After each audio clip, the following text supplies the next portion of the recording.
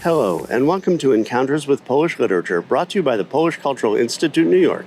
I'm David Goldfarb, and I'll be your host. Once again, I'm on the road recording my introduction to today's episode with the fall colors in the background in beautiful Ithaca, New York, where I first began studying Polish at Cornell University. Today's topic is Rachel Auerbach, or Rachela Auerbach in Polish, or Rokhl Oyerbakh as she is known in Yiddish, and our guest is the eminent Holocaust historian Samuel Kassow, who recently published his translation of Auerbach's account of the war from her position as director of a soup kitchen in Warsaw and as one of the participants in the Oneg Shabbat Circle that compiled the Ringelblum Archive, an archive of documents of the Jewish ghetto in Warsaw during the war, the known portions of which are at the Jewish Historical Institute in Warsaw. And if you're in Warsaw, you've got to stop at the Jewish Historical Institute. There's always an exhibition of some of those documents on display, and it can be very moving. Samuel Kassow, Charles H. Northam Professor of History at Trinity College, holds a PhD from Princeton University. He has been a visiting professor at many institutions and was on the team of scholars that planned the Polin Museum of the History of Polish Jews in Warsaw, also a must-see whenever you're in Warsaw. Among his books is Who Will Write Our History? Emanuel Ringelblum and the Secret Ghetto Archive, published by Indiana University Press in 2007, which received the Orbis Prize of the AAA-SS, or as it's now known, Assis, and which was a finalist for the National Jewish Book Award. It has been translated thus far into 8 languages. His translation of Rachel Auerbach's Warsaw Testament, which we're discussing today, published by the White Goat Press, received a National Jewish Book Award in March of 2025. A child of Holocaust survivors, Professor Kassow spent his earliest years in a displaced persons camp in Germany. Let's go to the discussion that we recorded a few weeks ago when I was back at home. Sam Kassow, it's a pleasure to have you on the program to discuss the work of Rokhl Oyerbakh. Nice to be here. Thanks for inviting me. Maybe we can start out. Could you give us a brief bio of Auerbach and maybe say a few words about her literary context before the war? She was born in what is now southwest Ukraine, Podolia. She was born in a little village called Lanivtsy, which was part of Poland between the wars. So she grew up in a very rural environment where she was surrounded not just by Jews, but by Poles and Ukrainians. And some of her closest playmates as a child were Poles. She moved to Lwów, I'll use the Polish pronunciation, to pursue her education at the Jan Kazimierz University, where she studied psychology. There, she got to know Dvorah Fogel. She got to know Bruno Schulz, became very close to both of them. In the early 1930s, she moved to Warsaw and became a journalist, writing for both the Yiddish language and the Polish language Jewish press.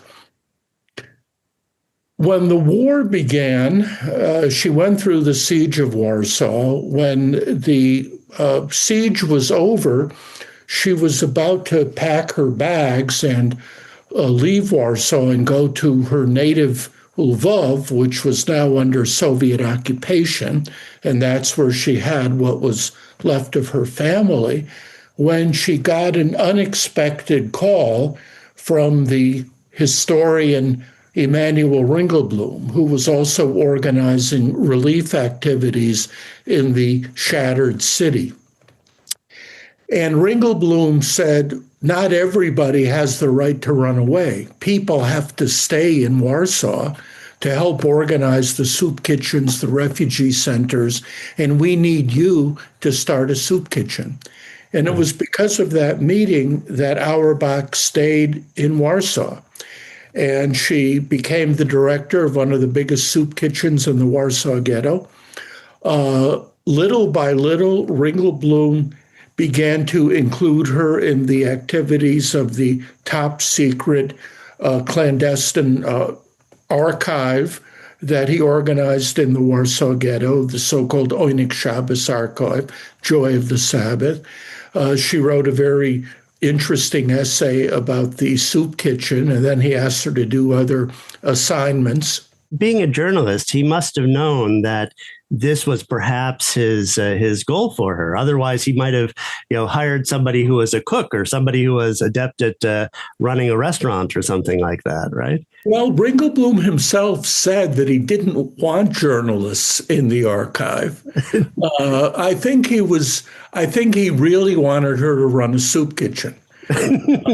I think that was the initial purpose. And it was only in 1940 that the idea of organizing a collective that would run the archive, that gelled in his mind. So I think the original purpose was simply to have her run the soup kitchen. And then it took him some time before he decided that he could trust her enough to bring her into the archive. And then she got more and more assignments. If we could back up as to what she was doing before the war, which maybe didn't necessarily qualify her to run a soup kitchen, what went on with her and Vogel? I mean, did she introduce Schultz to Naukowska? She doesn't say that she did. What she does say in her memoir was that she kept on begging Schultz to publish his stories, right? The cinnamon chops, and that she takes credit for making him famous. She doesn't take sole credit, but she says that she was close to him. She was close to Dvora Vogel. She persuaded Dvora Vogel to switch from Polish to Yiddish. That was a bridge too far.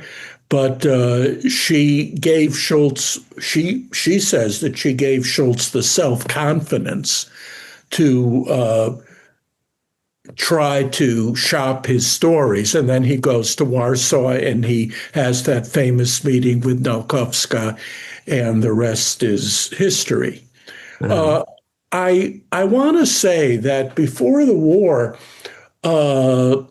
Auerbach had a very remarkable journey. That is, she straddled many different worlds, many different milieus. And looking back, this is one of the things that in time made her such an interesting personality and such an important writer. First of all, she straddled the milieu of the village, the shtetl, and the city. She straddled the milieu of Galicia and Warsaw. She straddled the milieu of the traditional small-time Jewish world and the modern university. She straddled the milieu of Yiddish language culture and Polish language culture. She developed a total fluency in the Polish language, not just in the language of the intelligentsia, but in the language of the common people. To the end of her days, she had a deep sense of connection to Poland.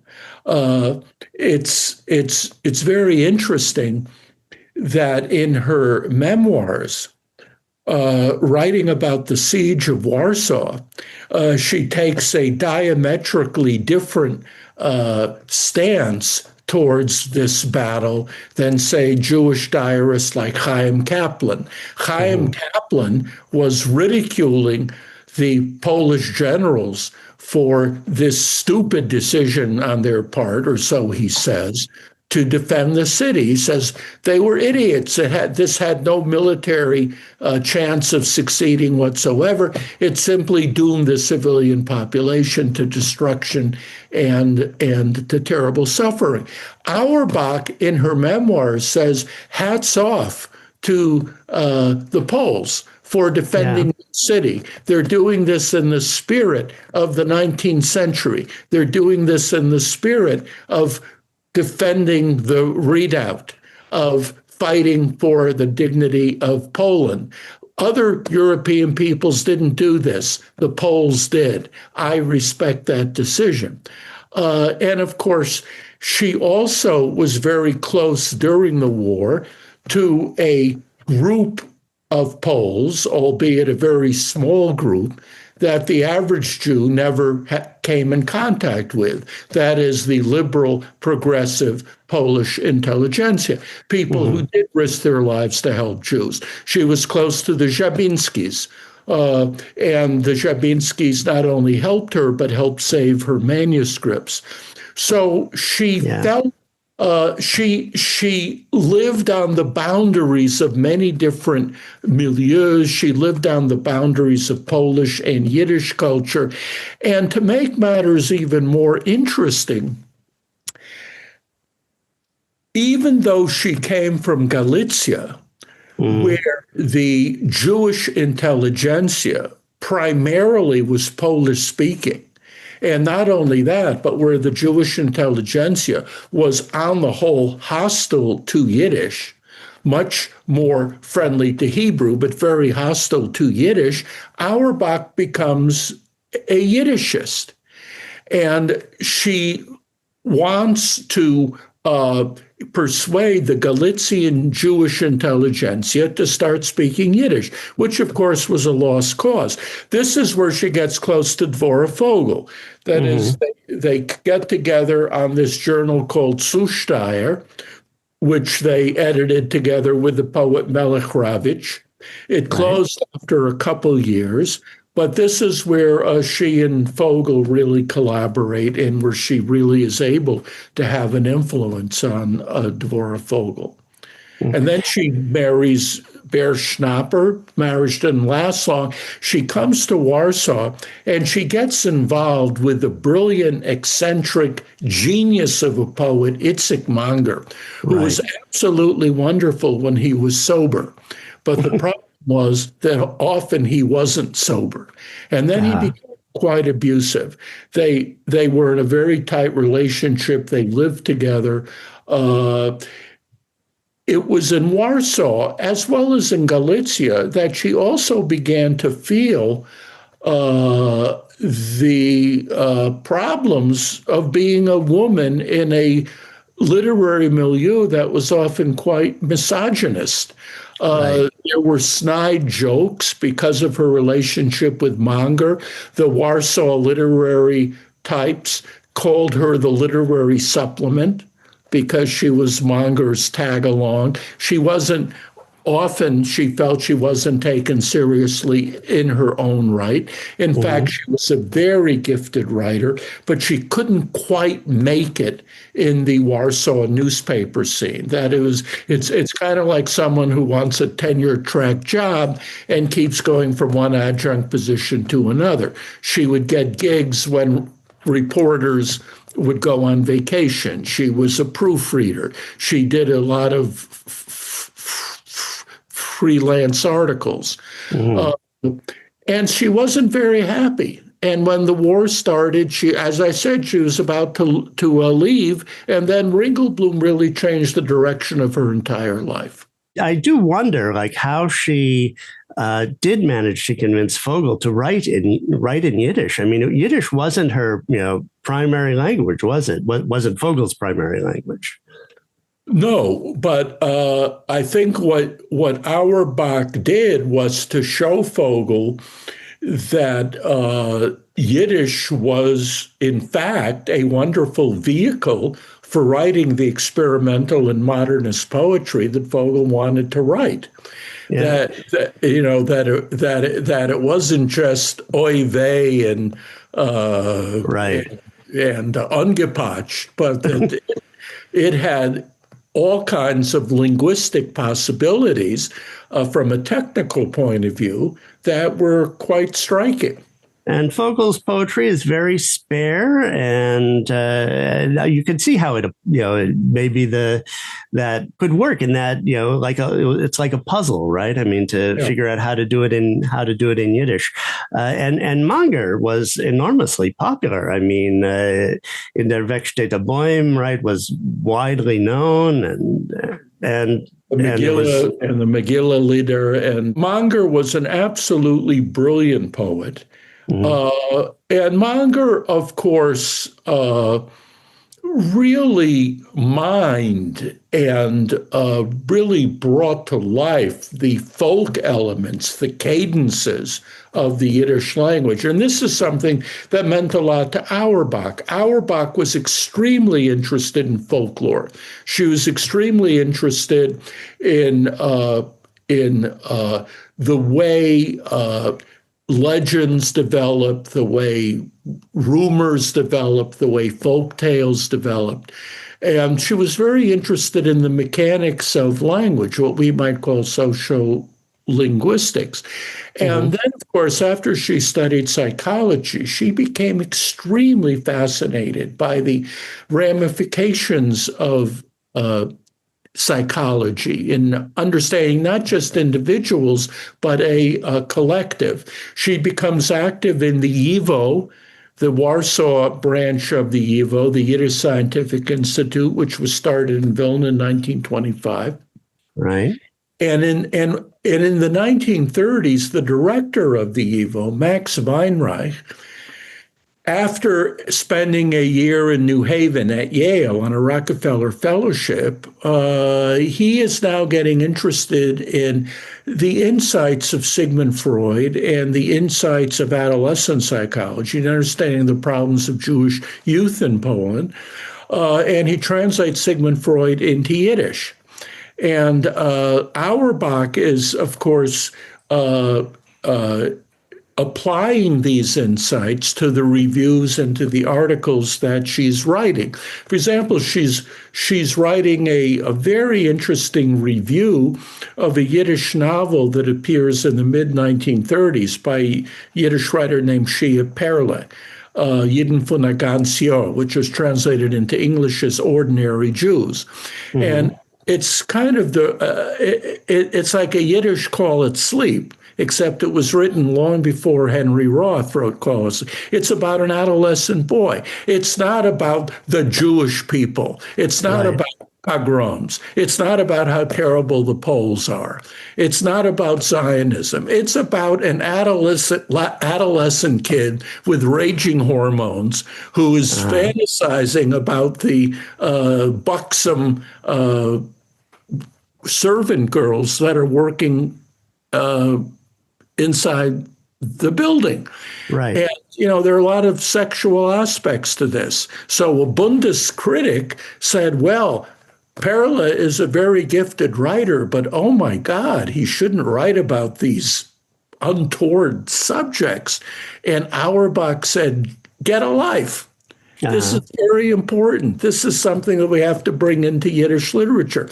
And Auerbach had very little patience for looking at the Jewish people through the lens of politics or ideology. She was not interested in Zionism or Bundism. She was very interested in culture, and she was very interested in what makes people tick. And that is the key to the writing that she did in the Warsaw Ghetto. It focused on people. And by focusing on people, she was able to develop a new take on the Jewish collective. It's a series of vignettes. And I was trying to think about this in connection to other forms of reportage that existed in Poland. And it's one thing that I think it has in common with later forms of reportage is that, such as Kapuscinski and so forth, is that she's turning her attention to the common people. She's not trying to write the broad, overall history of everything. It's more synecdoche. It's the part of the whole that demonstrates what's true. But at the same time, that these later journalists, authors of reportage, they're writing under censorship. So Kapuscinski's famous technique is to remove himself and just tell everything through the voice of his characters, who may be composites in some cases. Whereas in this case, it's a cross between memoir and reportage, in a sense that it has its own autobiographical pact, as Philippe Lejeune called it, right? I mean, she says, this is what I saw with my eyes. There's something that I want to read to you, which really, there's a lot that she writes that's really wonderful, but there's something that really comes out, if you don't mind. Sure, please. Yeah, please.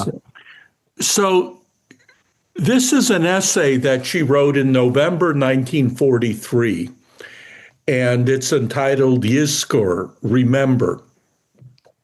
Now, by November 1943, the Warsaw Ghetto was history. It was just a heap of rubble. 500,000 Jews were dead. Auerbach was living on the Aryan side on Polish papers. And on a dreary day that month, she's riding in a streetcar in Aryan Warsaw.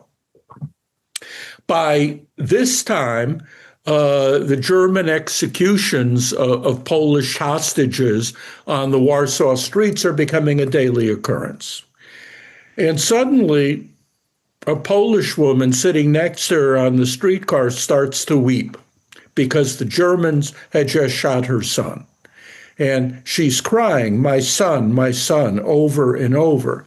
And Auerbach thinks to herself, and now I'm quoting from this essay reportage that she writes, and I'm quoting now, I may neither groan nor weep. I may not draw attention to myself in the street. And I need to groan. I need to weep, not 4 times a year. I need to say Yizkor 4 times a day. By the way, Yizkor is a prayer you say for your dead loved ones, and Jews say it 4 times a year on certain holidays. So that night, Auerbach goes back to her room on Smolna Street. Her landlady had no idea she was harboring a Jew, and she begins to write that particular essay that she entitles Yizkor. How do you say Yizkor for 500,000 Jews? You say Yizkor and you mention the name of your parents, you mention the name of your loved ones, but how do you say Yizkor for an entire community that's been destroyed? And as she gropes for images to explain the sheer magnitude of the catastrophe, she uses the example of a flood. And now I'm quoting again. I saw a flood once in the mountains, and she's referring now to the mountainous region in the Carpathians where she grew up. Wooden huts, torn from their foundations, were carried above the raging waters. One could see lighted lamps in them, men, women, and children in cradles tied to ceiling beams.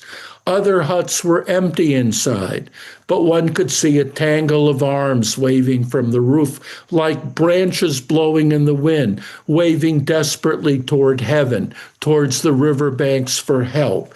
At a distance, one could see mouths gaping, but one could not hear the cries because the roar of the waters drowned out everything. And that's how the Jewish masses flowed to their destruction at the time of the deportations, sinking as helplessly into the deluge of destruction. And if for even one of the days of my life I should forget how I saw you then, my people, desperate, confused, delivered over to destruction, may all knowledge of me be forgotten, my name be cursed. Now, it's interesting. Why does she begin with the image of a natural disaster. I think that as she's writing, she's guessing what the questions that people who weren't there might be asking after the war. What had happened to those millions of Polish Jews? Why had they let themselves be fooled? Those tough, bright, resourceful Jews, why didn't they resist? But Auerbach, by using the imagery of a flood, of a natural disaster, is anticipating these questions. How do you criticize the reactions of people swept away in a flash flood or a tsunami? The Holocaust is not a meta-historical event. It has to be studied in detail, but its enormity is too horrible and too unprecedented to allow for glib theories and facile questions that might compromise the memory of the Jewish masses that she cherished so deeply. So this is an example of her writing, very powerful, very descriptive. It's a kind of a reportage, but it goes beyond that. Your version of this is translated from the Yiddish version that she produced in Israel after 1950. Right. And I'm wondering, I mean, how much do you know how much she changed the text when she translated into Yiddish from Polish? On the one hand, we see sort of these questions, these big questions that she's looking at, but maybe some of them have formed over the years and make their way into the translation that might not be as apparent in the Polish text. Yeah, that's a good question. She certainly made stylistic changes, and there were also more changes in substance. Some of the more substantial changes, I think, had to do with the fact that after the war, she realized that in certain regard, she was not quite right. In her diary in 1941, writing about her work in the soup kitchens, she's in total despair. She says, we're not saving anybody. The soup kitchens just kind of prolongs the process. It makes it harder to starve, but in the end, with those 600 or 700 calories a day, if you're going to starve anyway.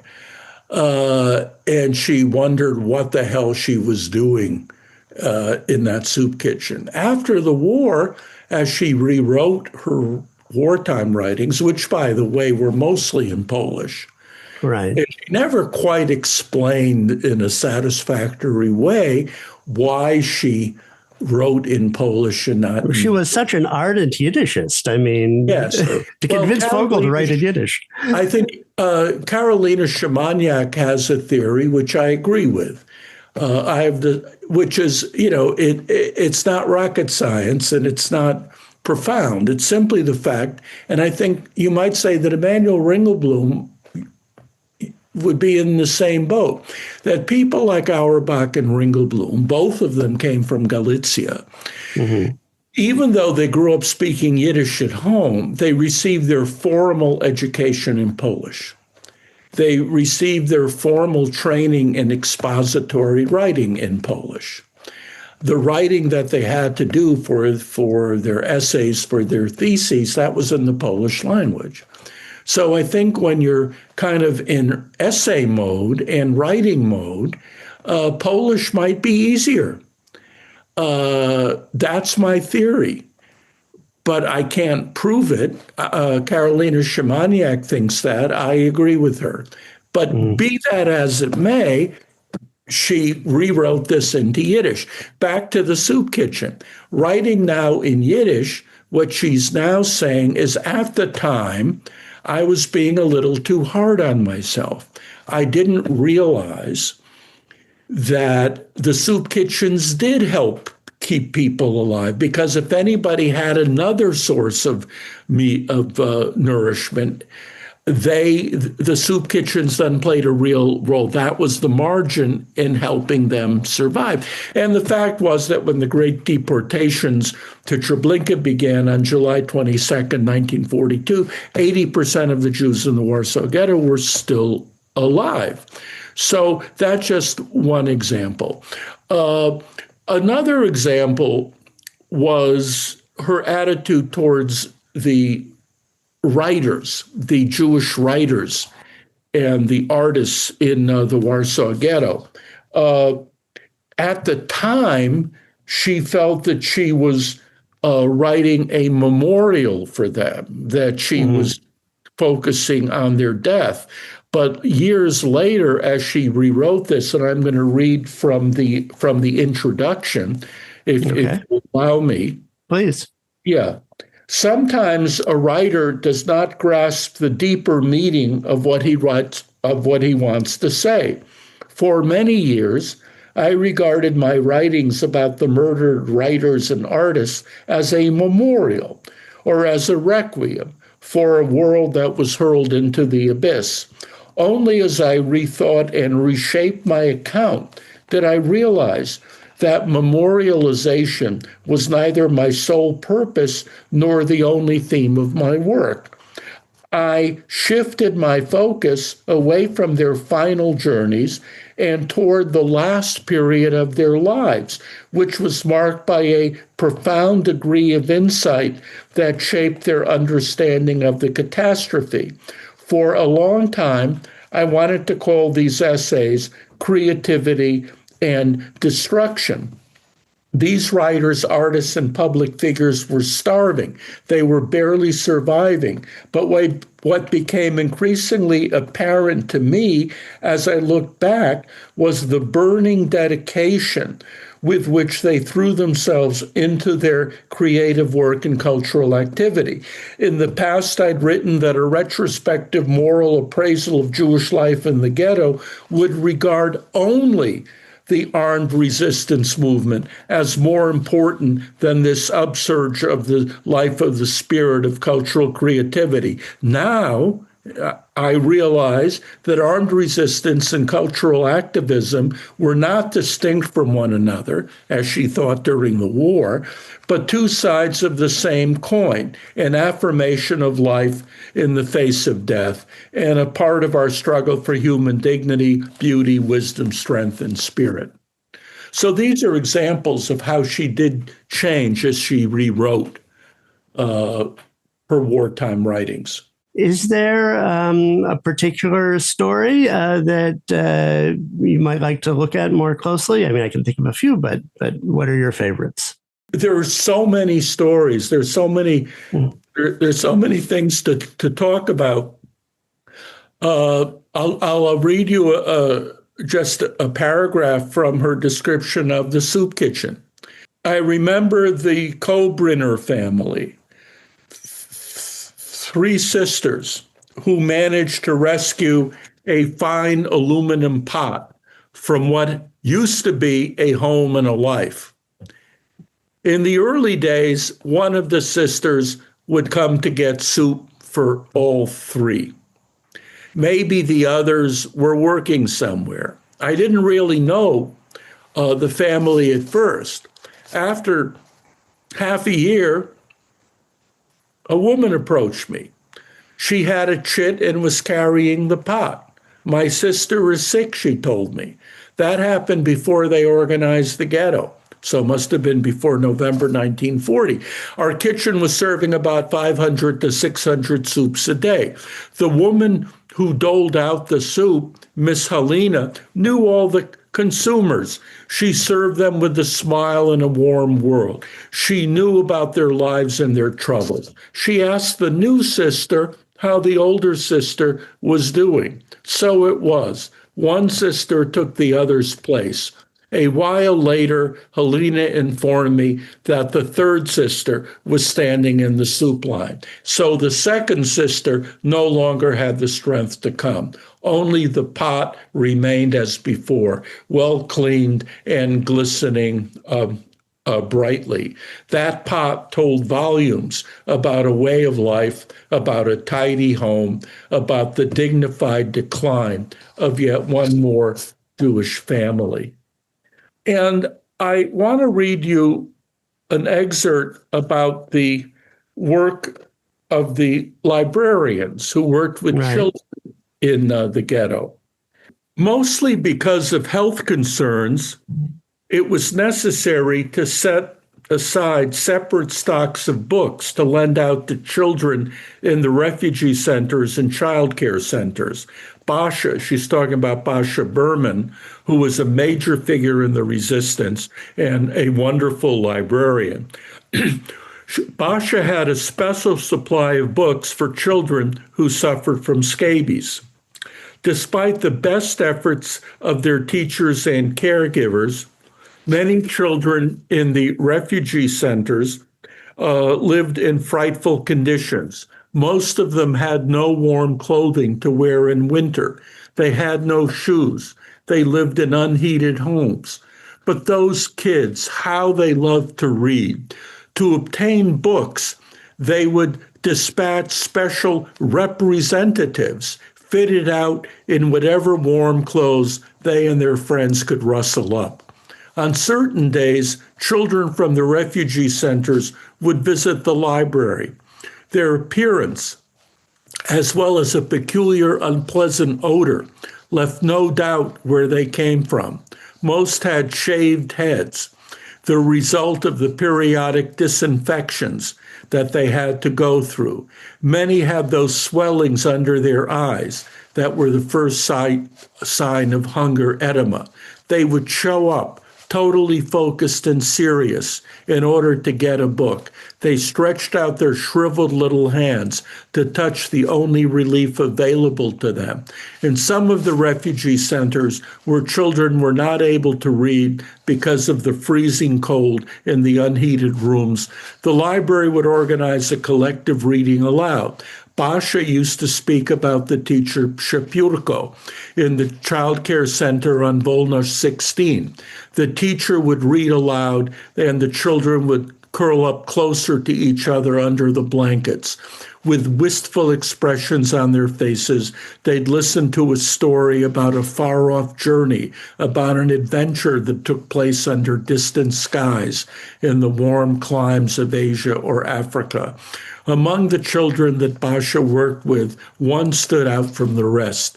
This kid, named Merel, simply devoured books. Once Merel returned a book with lice crawling along the inside pages. But the library staff didn't get angry. It was not his fault that lice crept over his book, just as they crept over his emaciated body. But it became clear that disinfecting the books was a problem for the library.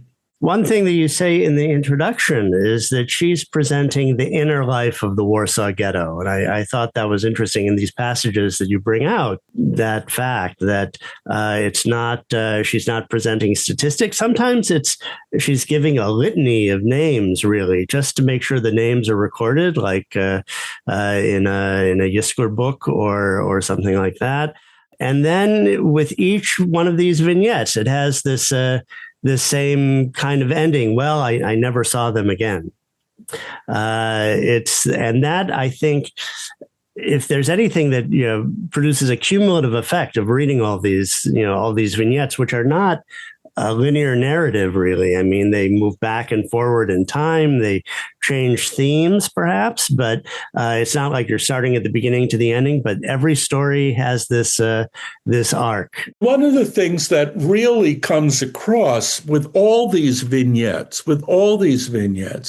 is that we're not just talking about the physical destruction of the Warsaw Jews. We're talking about cultural destruction. We're talking about the destruction of a whole way of life. We're talking about the destruction of the Yiddish intellectual world.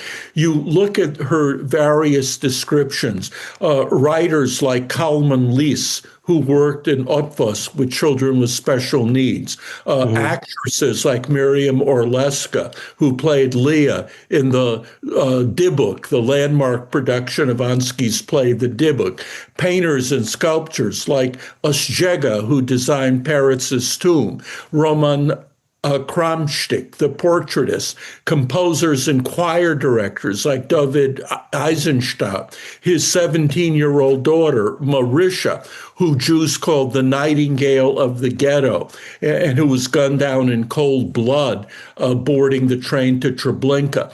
There was Shia Broide, who translated Plato's dialogues into Yiddish, Yankov Gerstein, who composed a cantata based on the poetry of Mani Leib, and so on and so on. There was Leib Shur, who collected abandoned Yiddish books in the ghetto and who hanged himself in his library rather than board the train to the camps.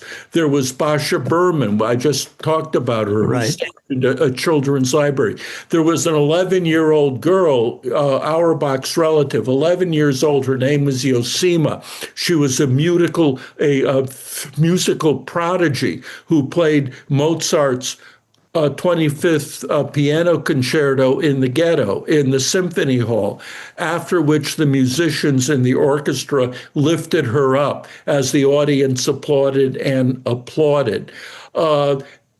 And the theme that comes across from here is that what she heard in the ghetto, to quote her, it represented a flowering of Jewish genius, a bright flame just before the final destruction.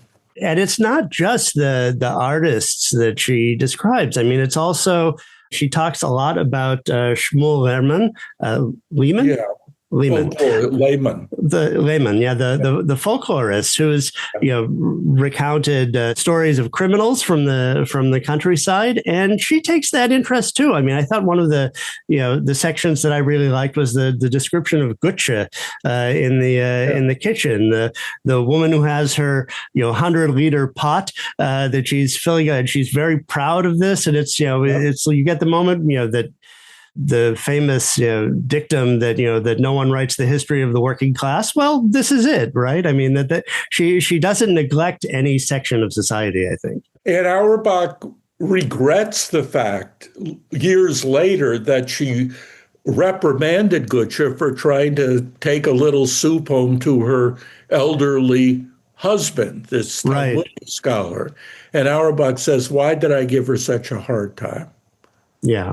And it's also her own history. I mean, it's kind of a fact of the ghetto is that all of these artists are doing some kind of shop or factory job for the time being. That they're all moving between classes, no matter what their professional status was. And for the writers, she describes them as they're the poorest ones of anyone. I mean that they're the ones who come into the soup kitchen with the most ragged clothing and so forth. Yeah, and Ringelblum made a special effort to keep the writers alive, because the people who really had the survival skills in the ghetto were the smugglers, many of whom were burglars and criminals before the war.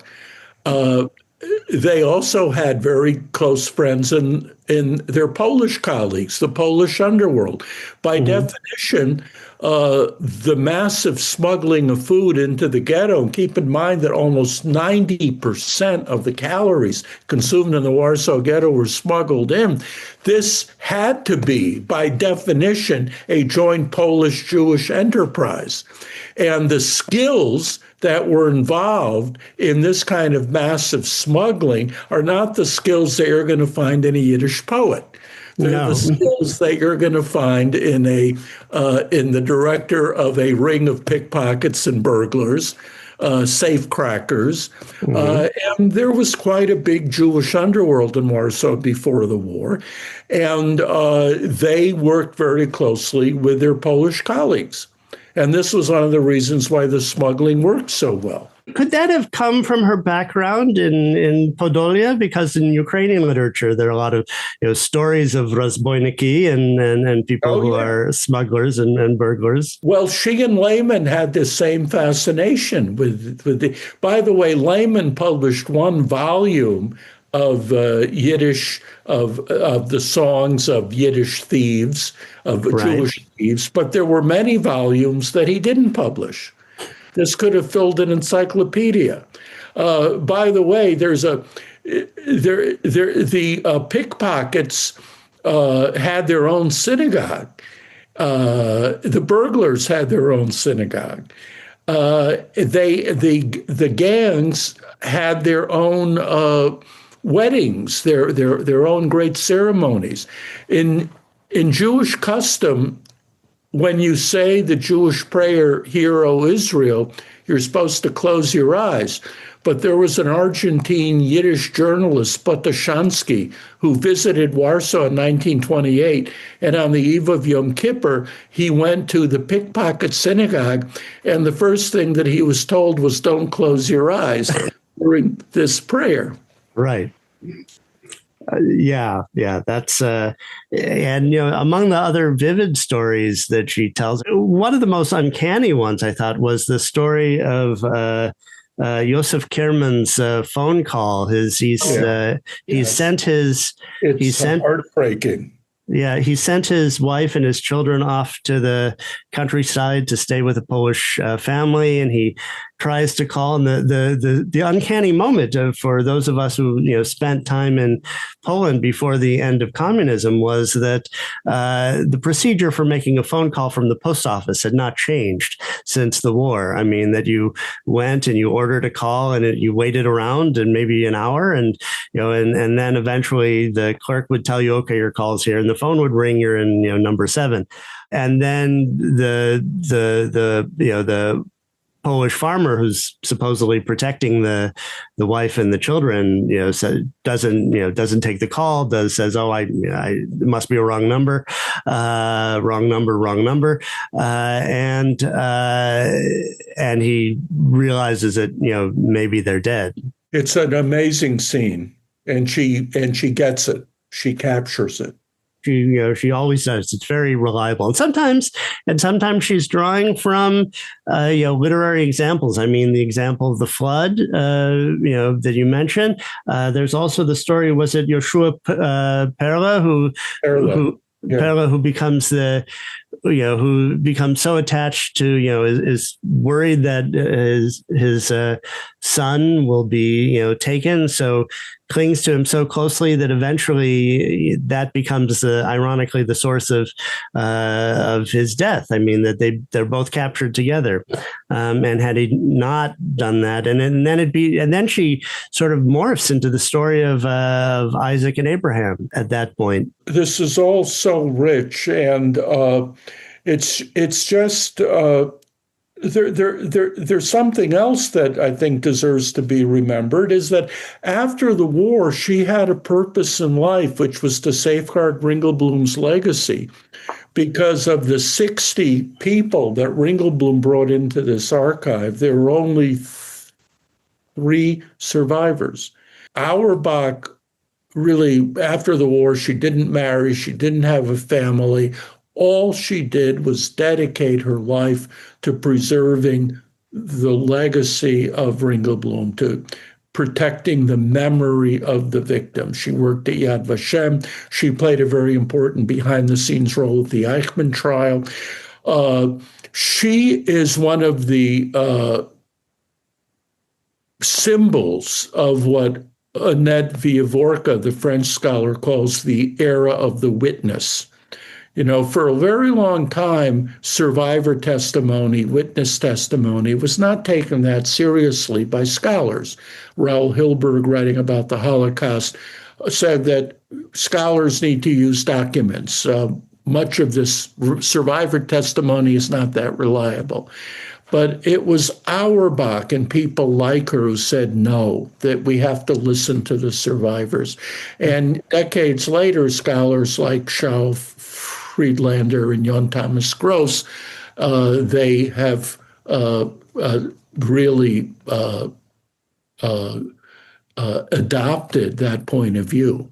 It goes back to the question of the inner life, right? I mean, that's only going to come through this very vivid testimony, I think. Yeah. And it's tragic what ultimately happened to, Auerbach at the Eichmann trial, that she was famously given short shrift. Given short shrift. She was cut short because they were more enamored of, the heroic stories of the uprising than of how people lived, right? She was told she'd have an hour and a half, and she wanted to talk about the Ringelblum archive. She wanted to talk about the soup kitchens. She wanted to talk about the struggle the struggle against hunger, the struggle that the Jews waged to stay alive against the odds.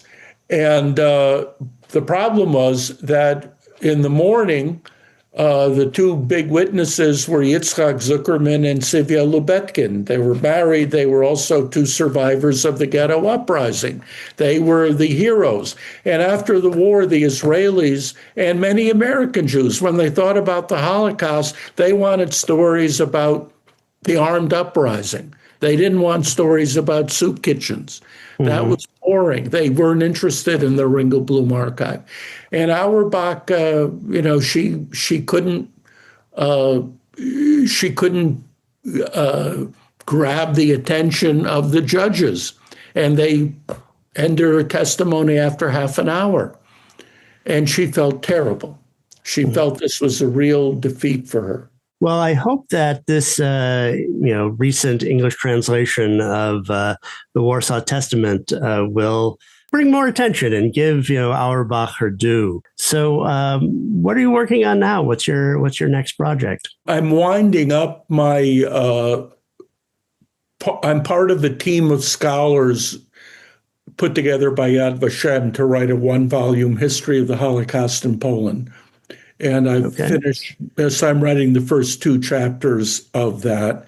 I'm going to be a consultant at the EVO this coming year. And I'm writing shorter essays. I just published a chapter, Jewish Culture During the Holocaust, in the Cambridge History of the Holocaust. And I'm learning how to enjoy retirement. I just retired after 52 years of teaching. Congratulations. Yeah. Well, thank you so much for being on the program. Well, thanks for inviting me. Wait up. Please subscribe and click the bell to stay on top of the program. Watch the credits for some recommendations about how you can support aid for Ukraine and for Ukrainians fleeing the war in their country. I'd like to thank all the people who helped make the series possible. The Polish Cultural Institute New York sponsors our program. Bartek Remisko, head of humanities and literature at the Polish Cultural Institute New York, is our executive producer. Natalia Iudin is my fellow producer and editor. Our opening and closing music is by Radek Przedpełski. Thank you all for listening and reading along with us. Let's meet again in a month for another encounter with Polish literature. See you then.